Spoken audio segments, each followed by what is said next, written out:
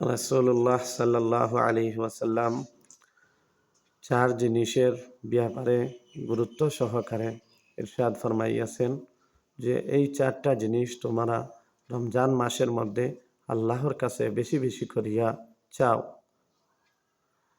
এক নম্বর হলো রাসূলুল্লাহ সাল্লাল্লাহু আলাইহি ওয়াসাল্লাম ইরশাদ ফরমাইয়াছেন যে বেশি বেশি করিয়া তোমরা কালিমায়ে তাইয়্যিবাকে পাঠ করো, অর্থাৎ লা ইলাহা ইল্লাল্লাহু কে বেশি বেশি করিয়া পাঠ করো।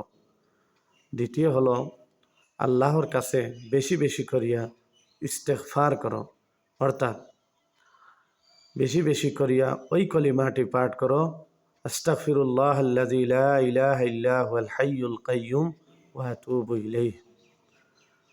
তিন নম্বর হলো আল্লাহর কাছে তোমরা সর্বদা দুজখ হইতে ফানা চাও, মুক্তি চাও। চার নম্বর হলো আল্লাহর কাছে বেশি বেশি করিয়া জান্নাতকে তলব করো। আল্লাহ সুবহানাহু ওয়া তাআলা আমাদের সবাইকে যেন রাসূল করিম সাল্লাল্লাহু আলাইহি ওয়াসাল্লামের এই হাদিসের উপরে যেন রমজান মাসের মধ্যে বেশি বেশি করিয়া আমল করার যেন তৌফিক দান করেন। ভিডিওটি ভালো লাগলে সদকায়ে জারিয়া হিসাবে বেশি বেশি করে শেয়ার করবেন।